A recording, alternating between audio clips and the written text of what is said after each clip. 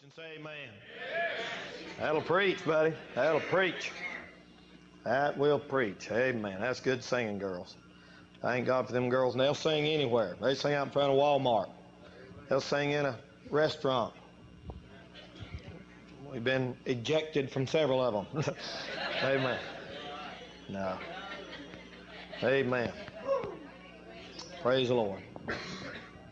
All right, let's take our Bibles now and open to the book of 2 Timothy. The book of 2 Timothy, chapter 2. I asked you to pray for us tonight. The Lord put this on my heart a couple of weeks ago.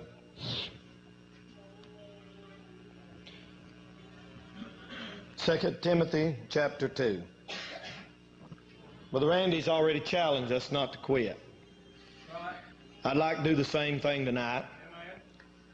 I was taught when I first got saved by great men that you don't quit no matter what. You hear what I said? Some people say, but, there ain't no buts. You don't quit no matter what.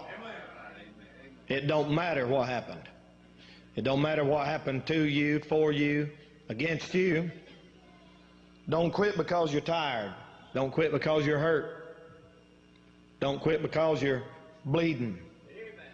You don't quit no matter what. You don't quit. The devil can't do nothing with somebody that won't quit. He loves it when people quit. God don't call people to quit. The gifts and calling of God are without repentance. You say, I'm discouraged. Go on anyway.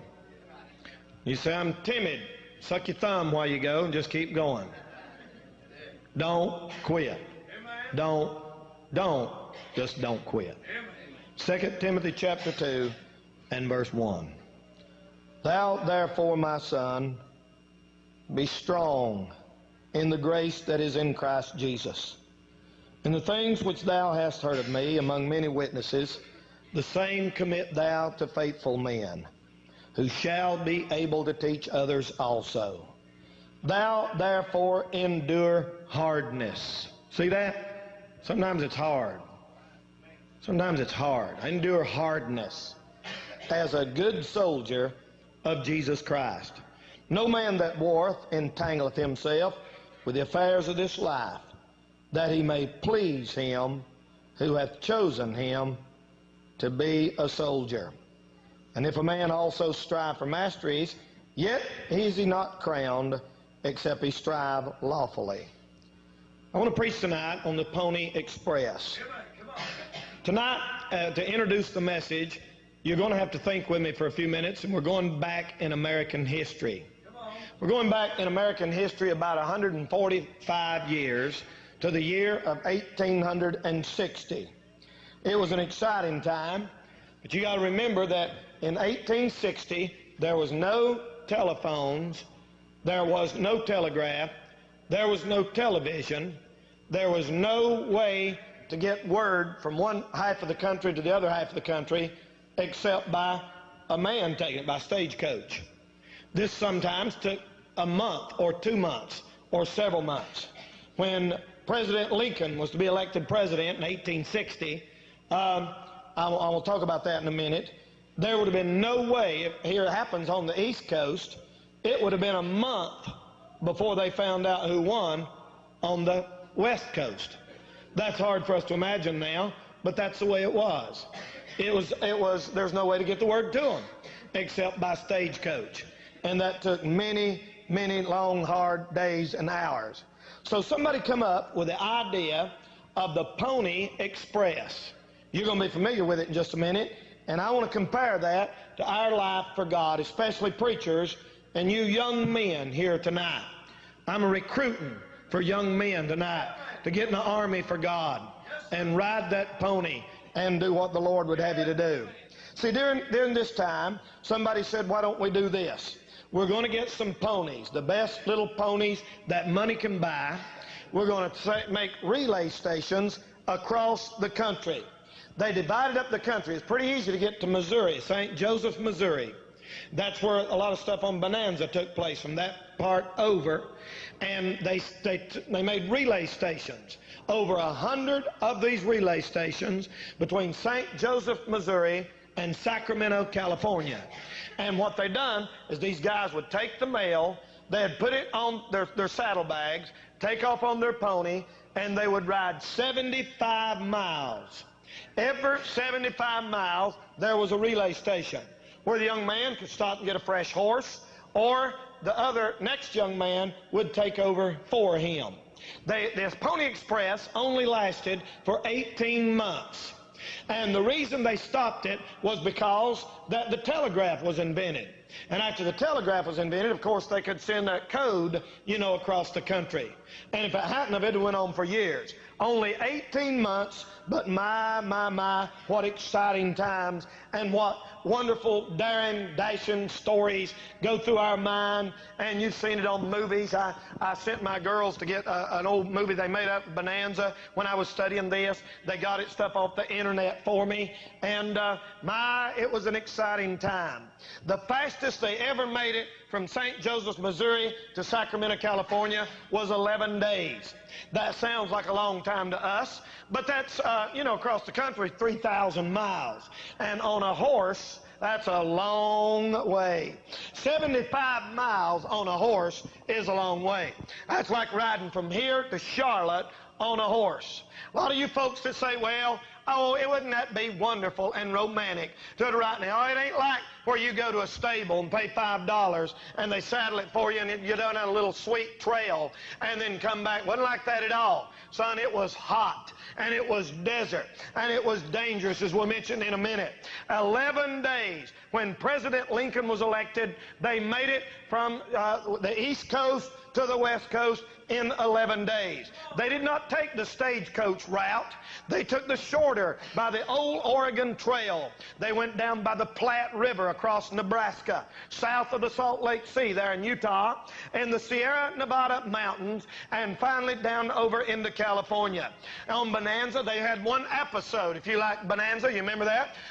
Where Little Joe himself was a Pony Express rider. Did you ever see him? Boy, I'll tell you, that was good. Little Joe was going down there, and boy, he signed up. He got to be a Pony Express rider, and it showed him going down through there. I mean, I think they sped the film up a little bit. He was doing 99 miles an hour. That little old pony's legs are just going like that, down across that desert as he left and carried the mail. You see, over in California, there were thousands of people who were waiting to hear. They didn't know if their wife and kids was alive. They didn't know if everything was all right back home. And they were over there digging for gold, waiting to hear good news from a far country.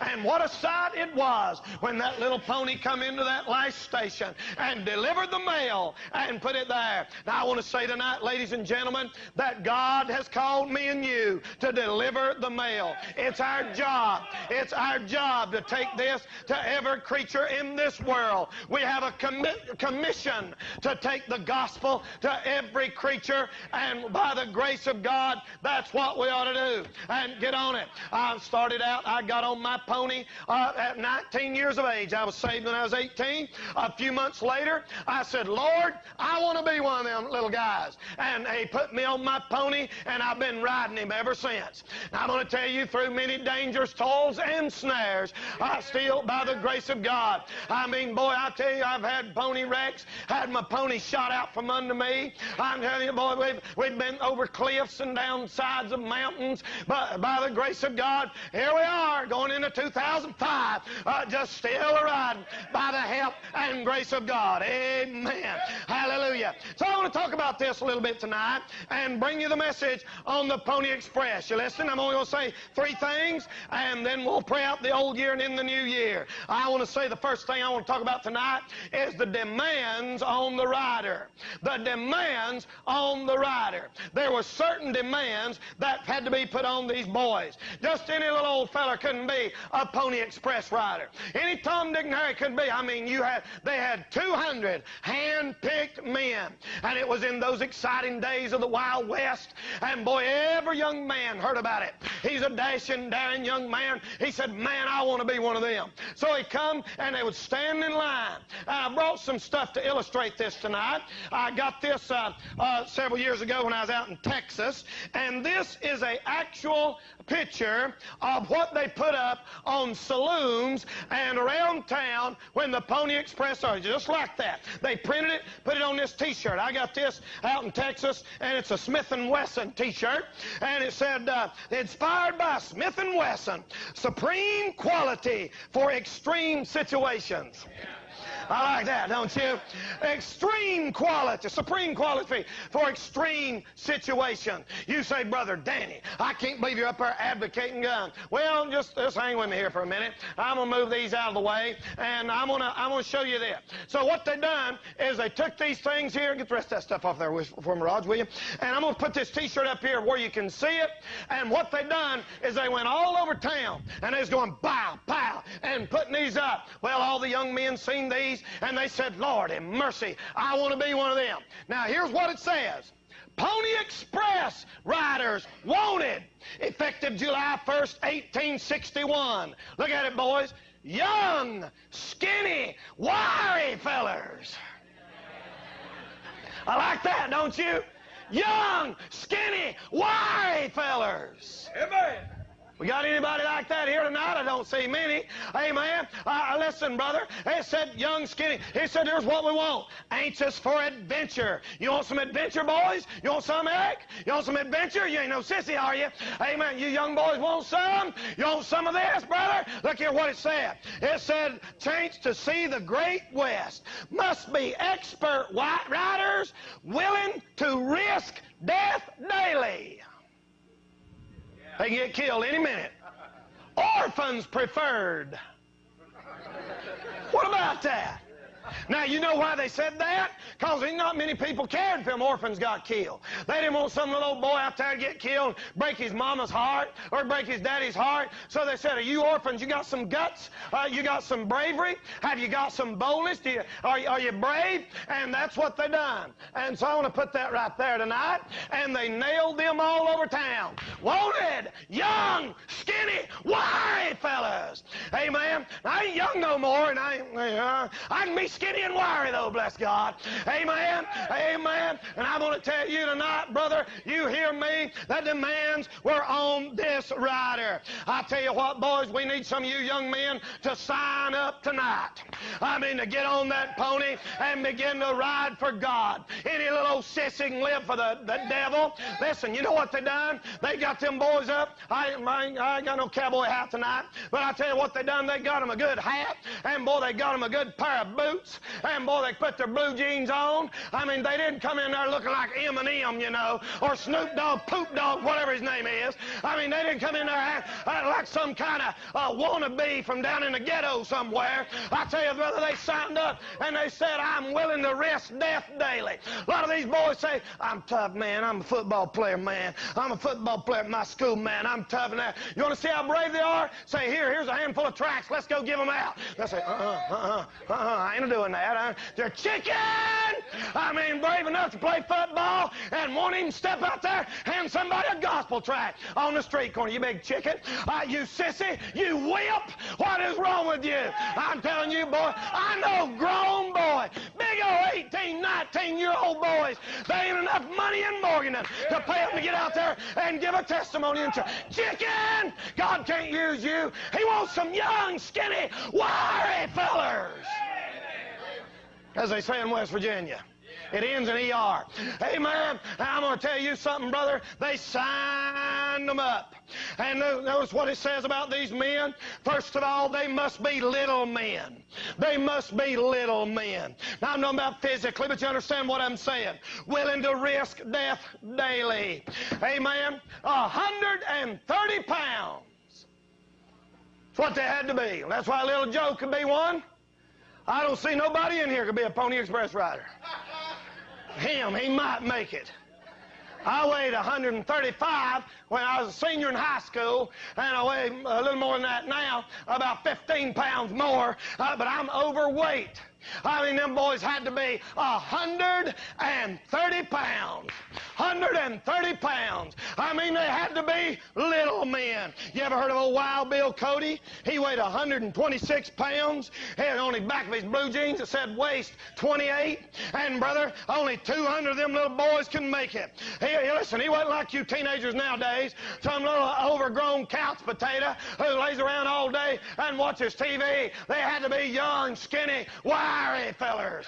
Amen. And boy, I'll tell you what, them little boys come and they lined up. Now, what's the point in that? God wants little men. God can't use big people. I'm not talking about physically. I'm not talking about how tall you are, how big you are. I'm talking about if you're full of yourself and full of pride, God can't use you. Listen, God can't use some people. They're like a blessed peacock. They walk into church like, here I am, you know, the great so-and-so. Here's brother so-and-so. Here's brother, and the Lord goes, like that right there, brother. If there's one thing God hates in his people, it's pride, brother. I'm going to tell you something here tonight. You ain't nothing. I ain't nothing. It's only the grace of God Almighty that any of us is here tonight.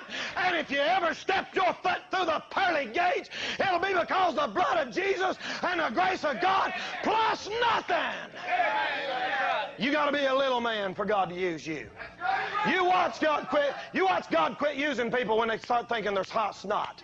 You ain't hot snot, you're a cold booger. I'm telling you what, brother, you ain't as tough as you think you are. We ought to be little men. Amen. They're little men. They had to take an oath. These little boys come and signed up to be a Pony Express rider, and they had to take an oath. And when they told them they had to take an oath that they would not drink alcohol. Isn't that something? Isn't that something that the United States government had more standards on them than the churches do now? You could not drink alcohol. Why? Because they knowed you couldn't carry the mail effectively and get it delivered where it needed to be if you had alcohol in your system.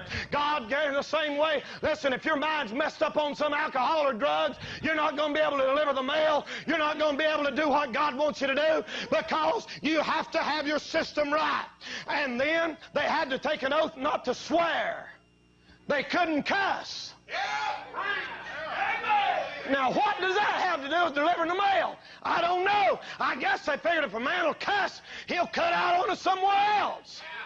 I don't know. But if you cussed, you couldn't be a Pony Express rider. Isn't that something? What about that? I want to talk about that tonight just a little bit. I want to say, under the demands of the rider, the most important thing there was the mail. The most important thing. You thought I was going to say the man, didn't you? The man's not the most important thing. The mail is the most important thing. I want to say tonight, ladies and gentlemen, and I've been around a long time.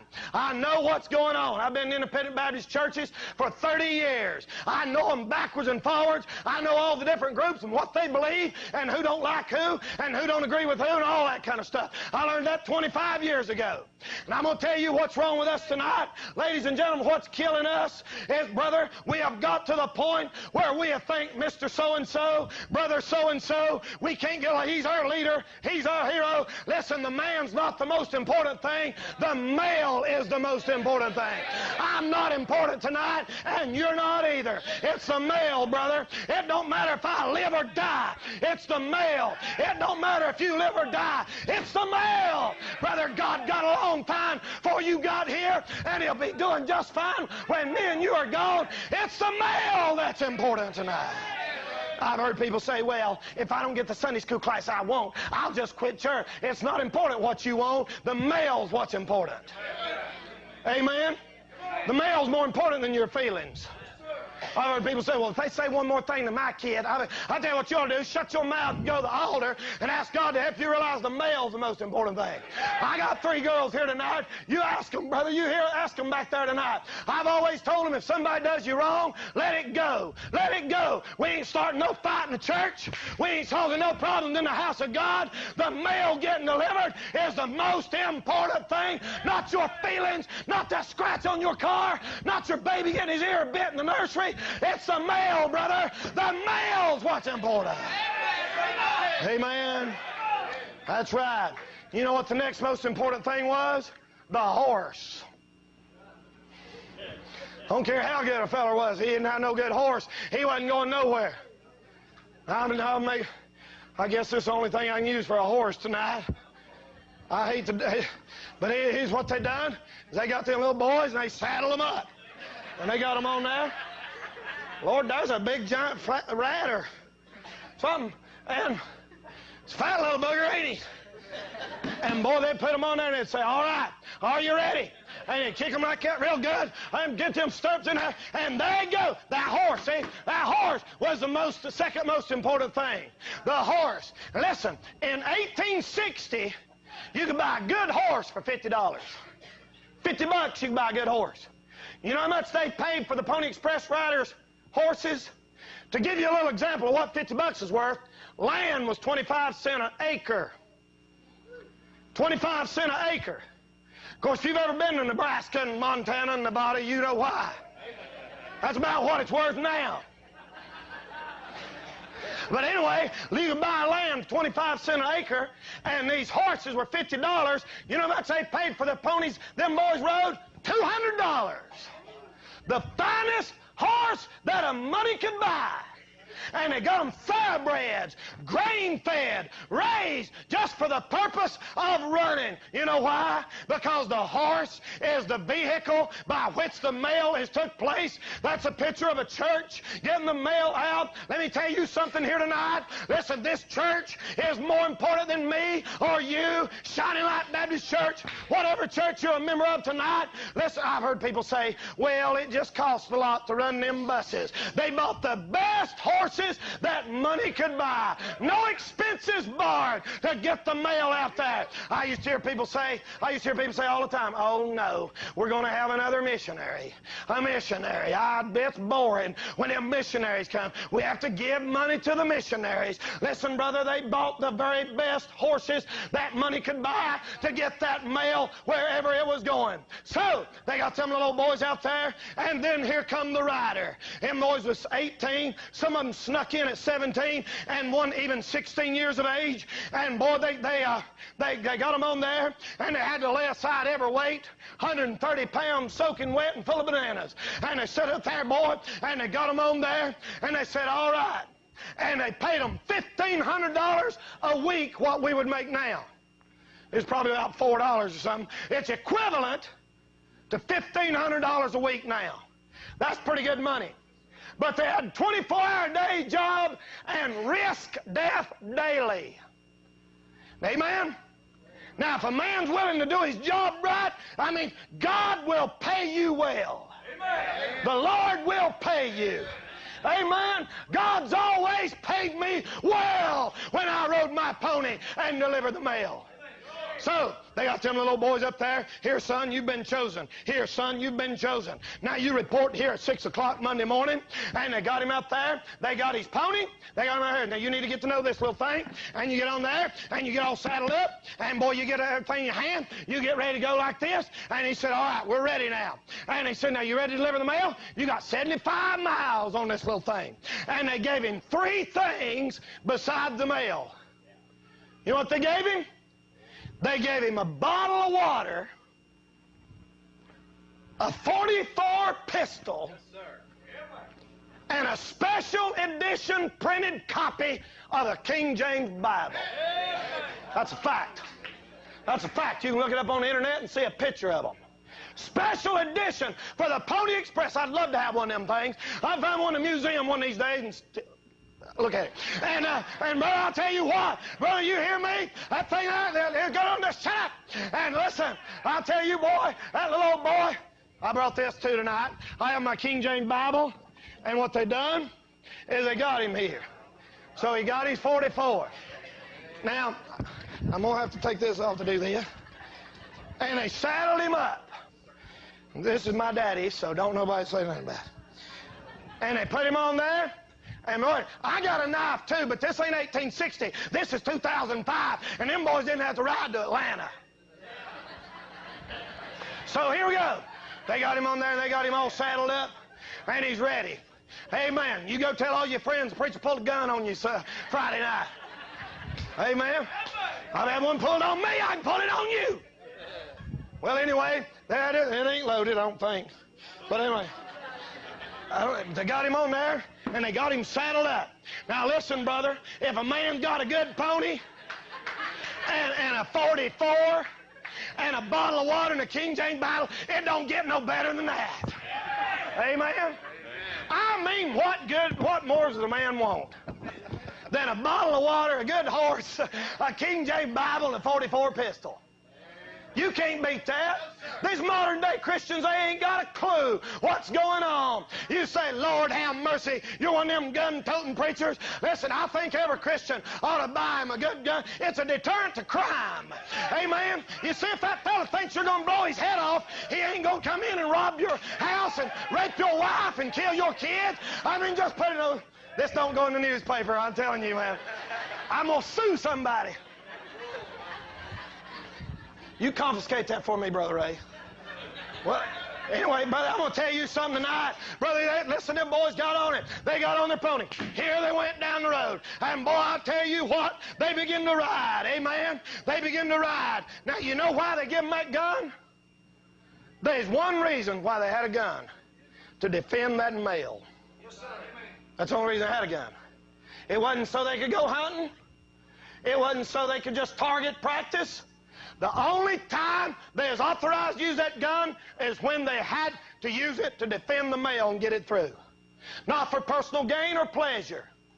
Not to shoot the other Pony Express rider riding by that they disagreed with. I ought to just stop that for 15 minutes. We got it all wrong now, don't we? I know preachers that wouldn't have nothing to preach if I died. All they do is bow, bow. Bow, there he goes, bow. I had one shoot me on the internet the other day. I was going to preach somewhere, and a preacher emailed this other preacher. He said, I can't believe you're letting him preach. I can't believe you're letting him preach. And then the guy got real jealous. He said, I guess if I had a big church, you'd let me come down there. This is a preacher down in South Carolina, and I told the guy, he said, well, if you could preach, I'd probably let you come. But listen, brother, I tell you what, brother, they'll shoot you. They're like this. Preachers are like this now. They sit around in the relay stations drinking coffee and gossiping, and here comes somebody riding in on their pony, and they go, bow, I don't like his boots. Bow, I don't like something he said the other day. Bow, that ain't why we got a gun. Our gun's not to shoot each other. Our gun is to defend the male. Are you listening to me tonight? Keep your guns off each other, you lazy bum, and get out there and carry the mail and do something for God and get the mail carried through. I'm sick and tired of these preachers that all they can do is criticize brother so-and-so and criticize brother so-and-so, and I don't like this and I don't agree with that. Get on your pony and take the mail out. Amen? Amen? I ain't got time to stop and argue with you. If you want to pray, we'll pray. If you want counsel, I'll do my best. But I ain't got 5 minutes to waste when nobody in here counsel. If it turns into an argument, I've got a pony to ride. I got somewhere to go. I'm going somewhere. You can go or sit down and criticize, whatever you want to do. But I want to go somewhere. Amen. The male. And then I want to talk about the danger of the ride. See the great outdoors. Yeah, boy. Across the country on a horse in 1860. These engines out there. And them engines don't like white people. And they catch you coming through their territory at night, your scalp's gone. It's dangerous. It was dangerous. Many dangers, toils, and snares. They had to face the elements. Think about that tonight. All these old movies of John Wayne, Clint Eastwood, Marshall Dillon. They were some tough characters, brother. So they get shot in the shoulder and ride a horse 15 miles and beat up Indians. I don't believe that. But it looks good. I got shot right here. Man, boy shot me, a friend of mine, when I was 15 years old, playing with a gun, and pointed it right toward my chest and pulled the trigger. And it didn't go off. And then he pointed at me again and said, you want me to shoot you? And I said, get that thing out of my face. And put my hand like that and went, pow, right through my hand. You can see where we're in right there and come out right there. And I'm telling you, I'm not the toughest person in the world, but I'm pretty tough. And I just don't believe that you can ride a horse 15 miles with a bullet in your shoulder and beat up Indians. When I'm telling you, I thought I was dying. And you know what they'll do? Clint Eastwood and them dudes, John, they'll have this nurse. There's always a pretty nurse in the movie. And he'll see, he got an arrow sticking in his chest right here. He'll say, cut it out. She'll take a knife and he'll give him a swig of whiskey like that and say, cut it. And I don't believe that. I mean, that might happen, but I'm telling you, they're a lot tougher now. When I got shot, the bullet hit me like that, and I didn't fall down, but it knocked me all the way around like that. And I went through the house, blood pouring down in the hallway. His mama come down the hallway and said, whoa, she like to passed out. And they took me up there to Marion to the hospital, and I sat there and bled a big pile in on the floor before they ever got this swelled up that big around. I'm telling you, it's dangerous. Well, it was for them little boys out there. They would see mirage, where it looked like there was water, and there was no water. There was rattlesnakes. There was all kinds of predators, coyotes, wolves, bears, lions, and all kinds of things. 119 in the shade, there wasn't no shade. That's right, brother. I'm telling you, brother, it was freezing cold. Snow drifts 4 and 5, 6 feet deep. I'm telling you, sometimes them little boys had to cut pieces of wood and put it on the bottom of their feet or their shoes and lead their horse through the snow. 5 and 6 foot drifts of snow. But they kept on going and kept on going. One little boy, they said he rode his 75 miles. And when he got to the next relay station, the other guy was sick. He had to ride another 75 miles. And that made him 150 miles on a horse. You have no idea how that would make you feel. I mean, some of you people, we got some people in here who got horses. Max got horses. You got horses, ain't you, Sister Terry? Sue, they've got horses. Have you ever rode 100 miles straight? I'm telling you, you wouldn't be able to walk. I'm telling you, boy, this little thing here, I mean, think about this. 15, 20, let's go, man, let's go. And boy, giddy up, and you're going down through there and shake your guts out. I'm telling you, boy, your innards would let go on the inside. It'd mess you up. I ain't kidding you. He rode that horse 150 miles. And you know what? It wasn't a little exciting, romantic ride. And, brother, when he come into the relay station, he was sound asleep, and he had the mail tied around his body, sitting there punks over asleep like that. And his horse come in. I know some people won't even go to church when it rains a few drops. I know people that won't go if there's 4 flakes of snow. Oh boy, no church today. You're a loser.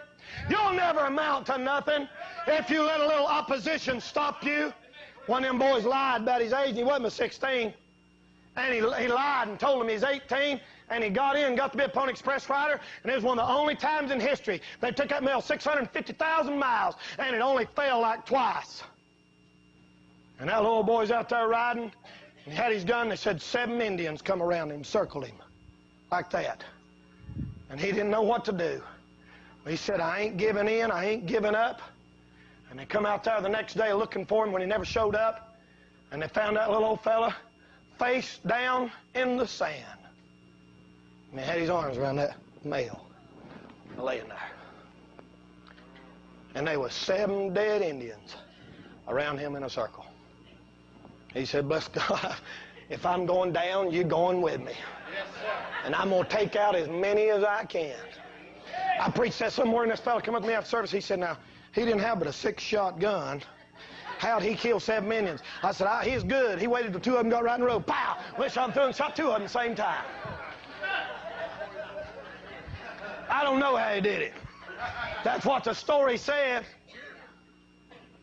Lester Roloff, one of the great men of our day, he had that mail, brother, in that airplane when that thing went down, and they said they found Brother Roloff with his arms wrapped around a King James Bible, laying there a corpse. I'm going to tell you tonight, there's too many boys quit. There's too many of you preach 3 or 4 sermons and never do it again. Grab a hold of that thing, hop on your pony, and say, glory to God, I'm going to ride till they shoot me off, or I'm going to ride till I drop over dead, but I'm carrying the mail on through. See, sometimes it's pretty weather. Sometimes it was exciting. he'd ride and all the pretty young ladies would be at the relay station saying, oh, there's little Joe. Oh. And he got to see these pretty girls. He said, back where I come from, there wasn't but 2 girls in our town. One of them was so buck-toothed she could eat an apple through a chain-link fence. And he said the other was Myrtle or something like that. And she used to humpback and cross-eyed when she cried, tears run down her back. And he said, I want to go out here. And he said, I want to find me but he couldn't stop and see his girlfriend. He couldn't stop and carouse around. He couldn't stop. He had to go and get the mail through. You can't let somebody stop you. I know boys that do pretty good for God till they get a girlfriend. And they ain't worth a dime after that. If your girlfriend makes you quit serving God, I don't think the Lord give you that girlfriend. Amen. That's right. The dangers of the ride. David Livingstone, a great missionary to South Africa. That old boy went down to South Africa to try to convert the heathen. And when he's down there, you know what he done? Went 3 years away from his wife. Have-to case. Didn't have no choice. Lord have mercy. I hear these preachers' wives complain. Everywhere I go, I meet preachers' wives say, I'm just not happy no more. I'm going to leave him. He's gone too much. Man's gone 3 years. She didn't know if he's alive or dead. When he finally got to see his wife, he said, honey, I love you and I miss you. And she said, I don't even want to tell you the bad news for the joy that I have of seeing your face. And he turned around and went back to South Africa. And he was out there one night with his rifle and a lion, African lion, came out and nearly ripped his left arm off and left him crippled like that. And he had to learn how to shoot his gun left-handed, like that, and pull the trigger like this. And he stayed there. Somebody said, well, my wife left me, so I guess I better quit. You listen. You get back on your pony, and you keep riding. God didn't call her, he called you. And if God called you, you ride that pony until it drops out from under you. Amen? And that's what the world can't stand, like Dusty was talking. That's why they hate our guts, because we won't quit. You know, I'd be a nice fella if I just quit. Everybody'd say, poor old brother Danny, he's a nice guy. You know, I really like him. But because I won't quit, they say, well, I'm sorry you feel that way, but I'm telling you, God gave me the mail, and the Lord said, take it on over there, and I've got a job to do. And I intend on doing it. I don't have to ask your opinion or advice. Amen. Sometimes the skies were blue. Sometimes they're going out through there saying, man, this is the life. And that's the way the ministry is. Skies are blue. Weather's perfect. Drink of that water. Take you 44 and plow. Shoot you a big rabbit. Cook it for dinner. Living high on the hog. And then sometime the sky got dark, and coyotes were hollering and screaming out there in the forest, and it's miserable and sick. That's the way the ministry is. That's the way the Christian life is. It's not always glory. These crazy nuts on TV that tell you when you get saved, everything's going to be all right and you ain't never going to get sick and you're always going to have a new car and get your bills paid, that's a bunch of junk, people. That ain't the Christian life. You're in for it. You're in for it. If you guys are going to preach, you haven't a clue what you're in for. You got to have a backbone, Lord have mercy, a double dose of grace, courage, guts, young, skinny, wiry fellers. I've been there. I've been riding a long time. I've seen the pretty weather. I've seen it when the glory falls and people getting saved everywhere you look, and you don't even have to. I preached on tithing. A bunch of 15 people get saved. I mean, brother, when it's like that, it's right, man. I mean, it's right. I mean, you can shake a bush and a bunch of people fall out of it and get saved. I've seen it, and then I've seen it when it was so dry, Lord, you'd have to prime a man before he could spit. You couldn't have. I'm telling you, it was awful. I've been in some services as tight as a banjo string, and then I've been in some, boy, where the glory of God just, I mean, sometimes the sun's shining, and sometime, but you just keep right on riding. Amen. Boy, I tell you, I've rode some. You get to see a lot of the Great West. I have. Man, I've seen Niagara Falls, riding my pony in the Grand Canyon. I've been all over on top of the Empire State Building in New York City, preached all over Myrtle Beach, Daytona Beach, Miami, Florida, the Bahamas, on Chicago, up here on top of that big Sears Tower. I preached all around Dallas and all over around Atlanta, Detroit, Michigan, Los Angeles, Beverly Hills. I've been in that big old castle over yonder in New Schweinstein Castle in Germany that they patterned the Disney world after. Been inside that thing, man. Looked off down in the mountains. Oh, Lord, I've been on the Queen Mary out on the other side of Los Angeles in the Spruce Goose, that big old airplane, eat goat meat down in Haiti. Brother, I tell you what, boy, I've been in Ohio, Pennsylvania, Colorado, Connecticut, Maryland, Washington, D.C., West Virginia, Kentucky, Tennessee, Alabama, Louisiana, Mississippi, all over South Carolina, North Carolina. Son, I've got to see a lot while I've been riding my pony. I've rode through and seen some good things. I've rode through and I've seen church splits. I've seen revivals. I've seen churches triple in attendance. Lord, have mercy. You that was with us in Marion that night, we seen the largest church service that's ever been held in this part of the country at our youth rally under that tent. And I'm telling you, boy, it's all in the ride. Then I will say lastly tonight, the determination of the rider. They didn't have to only just be young, skinny, wiry fellas. They had to make up their mind that they was going to get that mail through or die trying. Now, we're lacking in that these days. We try something a time or two. If it don't work, we quit. We try something until it gets hard, then we give up. A little persecution or opposition come, we're ready to throw in the towel. Church don't want us. Job don't, you get fired. Family rebels, and you just quit and own God. Lord have mercy.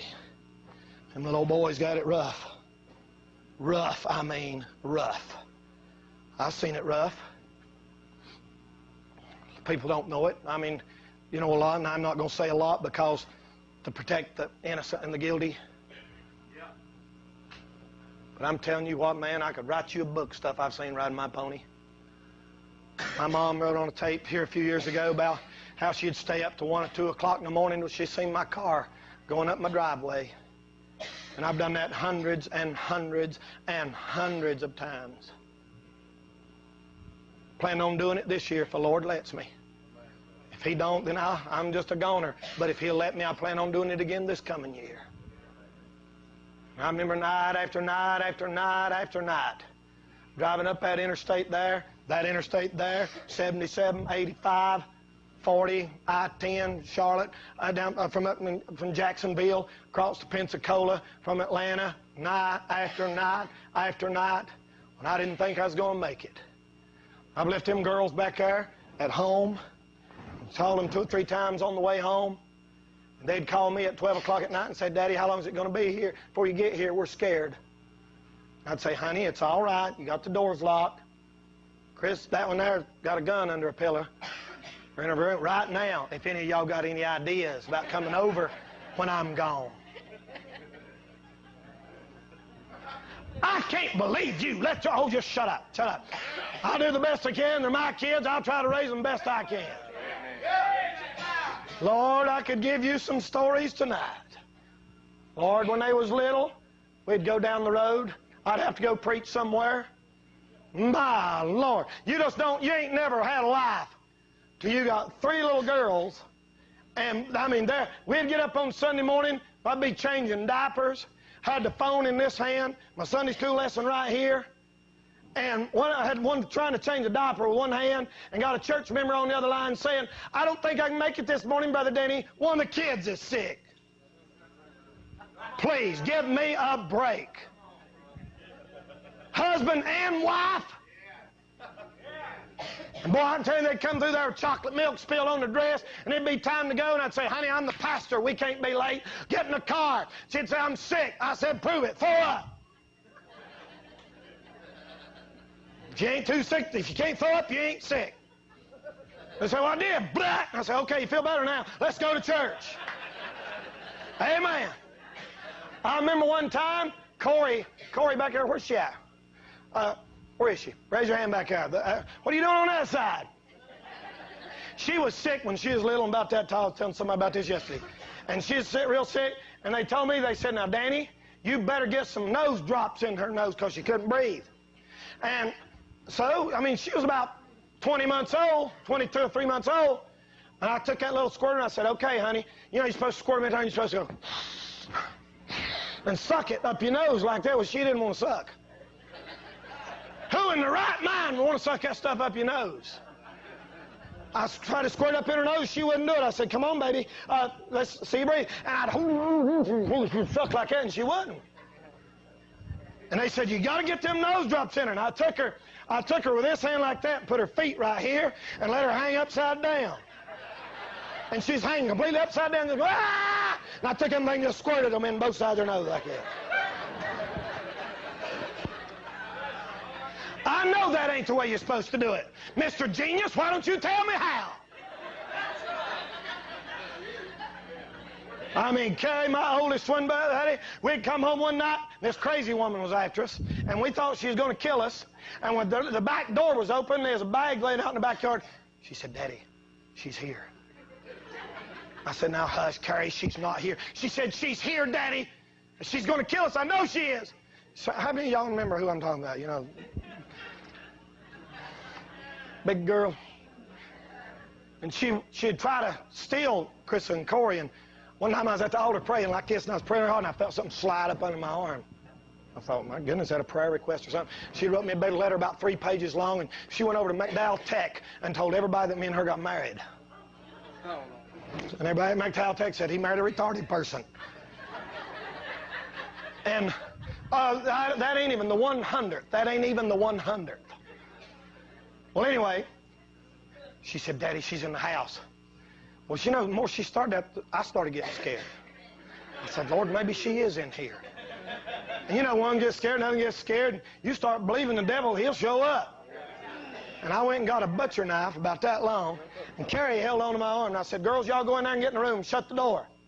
We went into every room in the house with that butcher knife. Carrie holding onto my arm. She'd open the door, and I go, how like that? She ain't in there.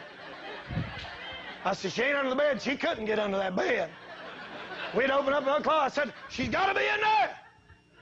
I don't reckon she's in there. I don't know. She left in the middle of the night or something.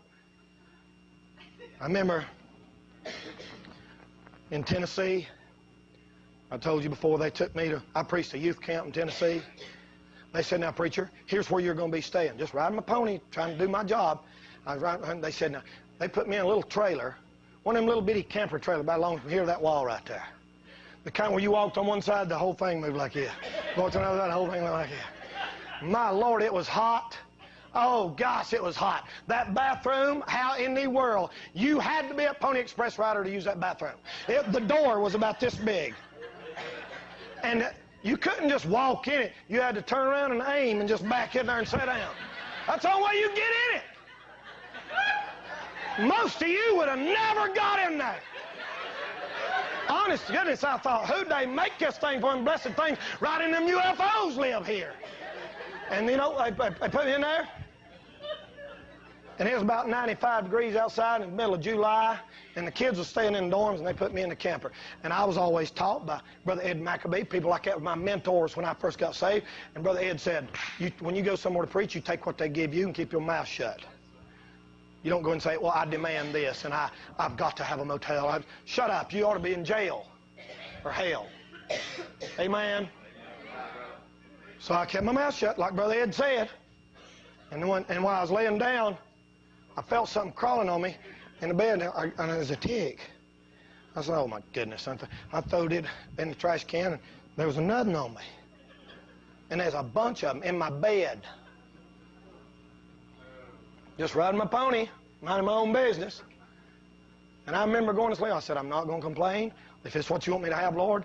And I stuck my fingers in my ears, just like this, and got up in a fetal position and went to sleep because I thought, well, they ain't going to go in my mouth. And I can't stand the thoughts of a tick crawling in my ear and getting in there and hatching out stuff and eating me and making me go crazy. I'll go crazy if ticks start hatching out in my ears.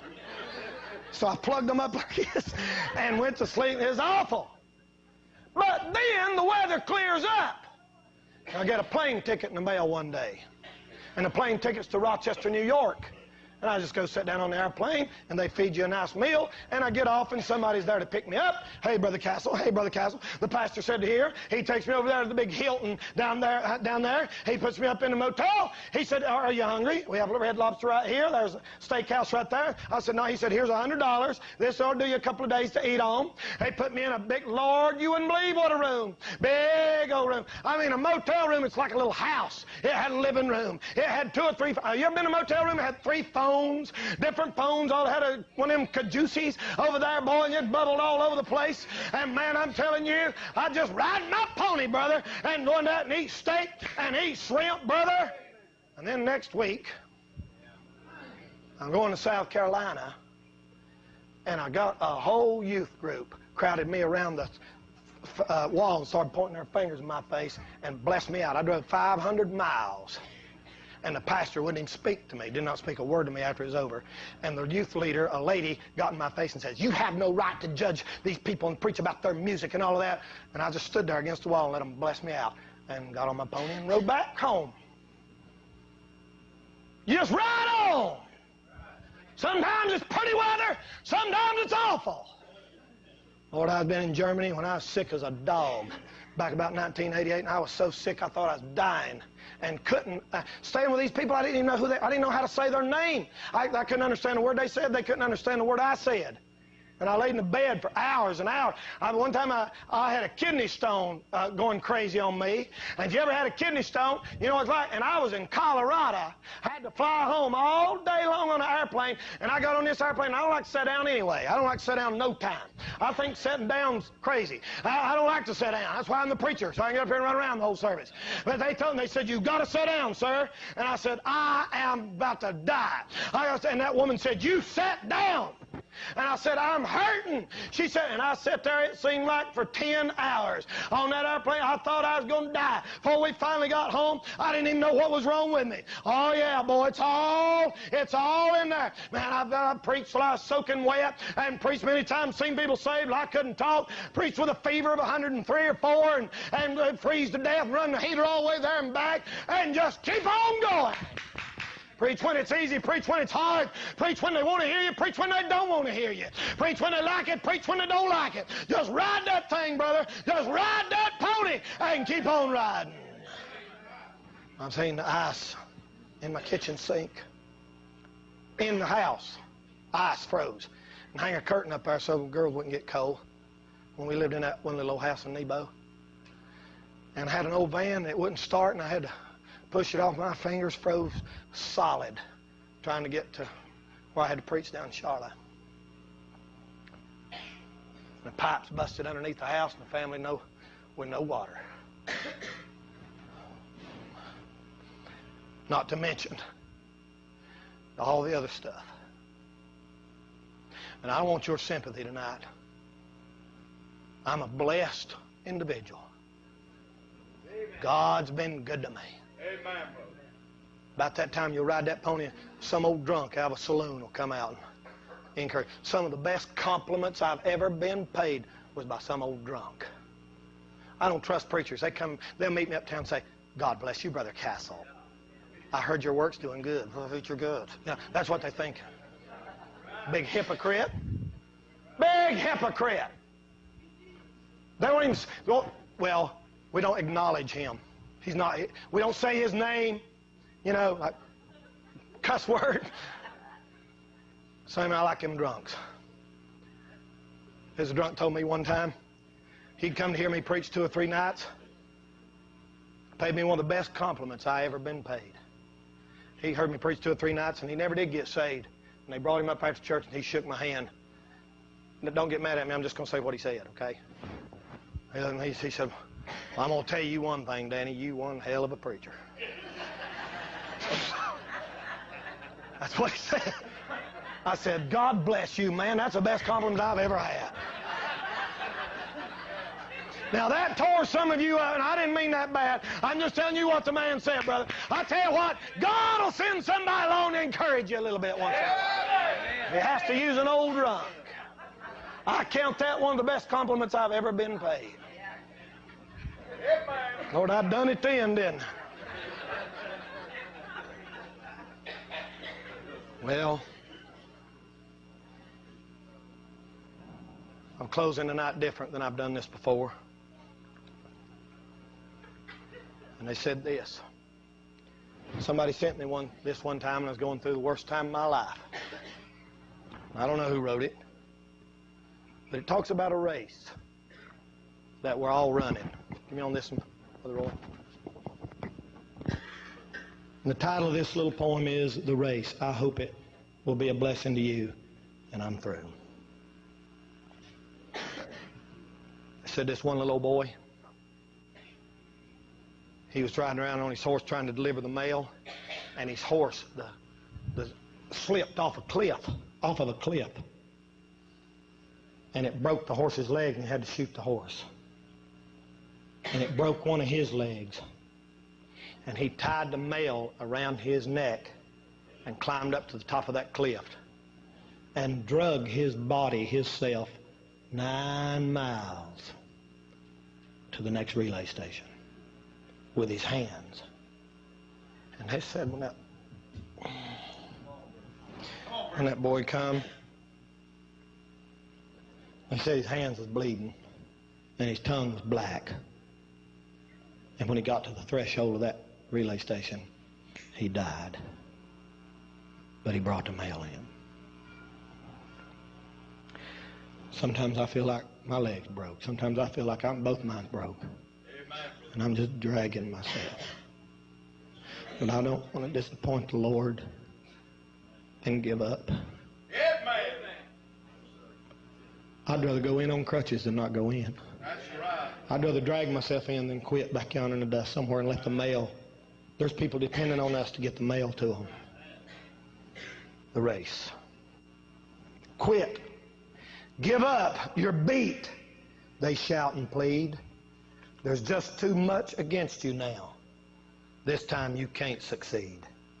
And as I started to hang my head in front of failure's face, my downward fall is broken by the memory of a race.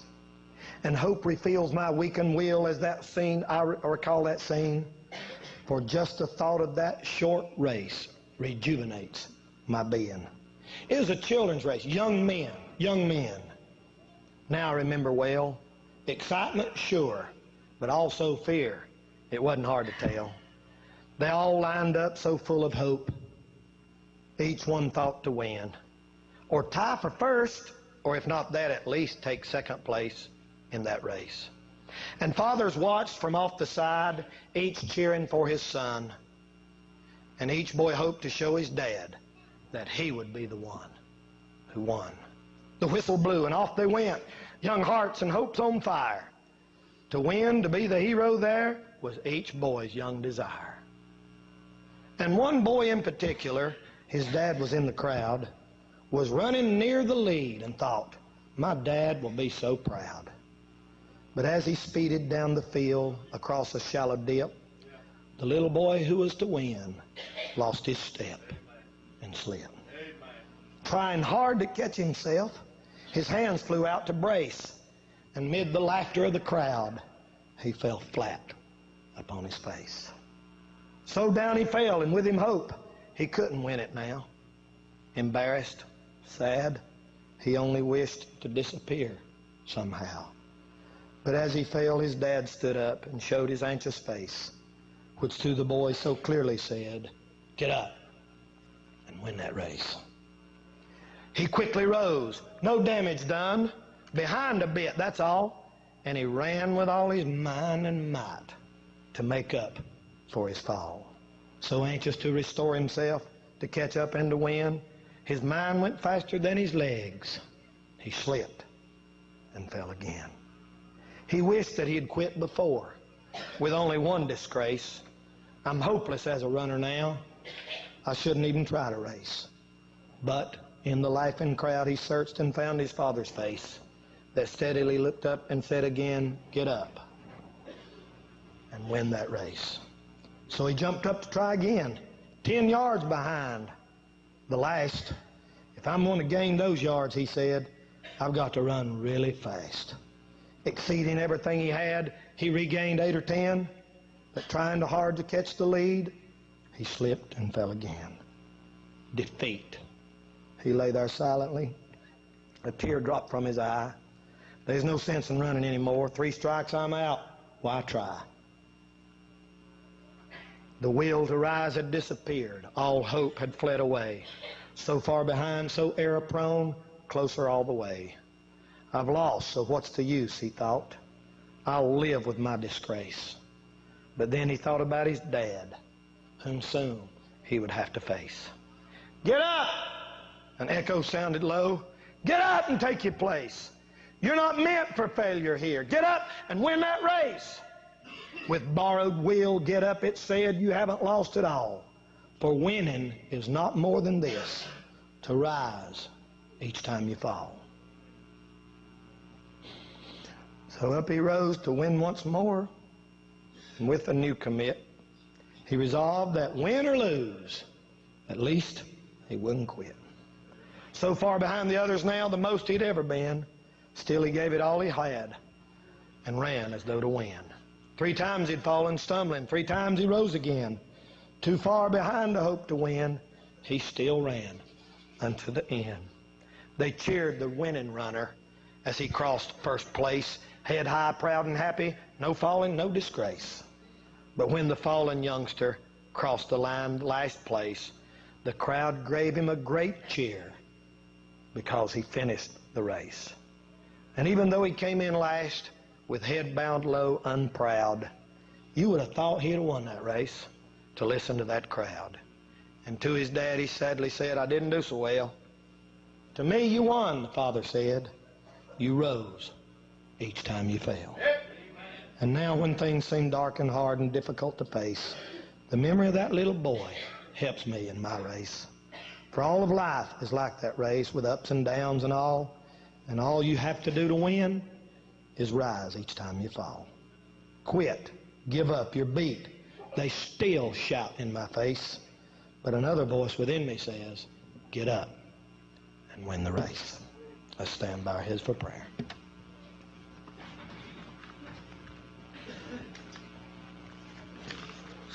Heads are bowed, eyes are closed.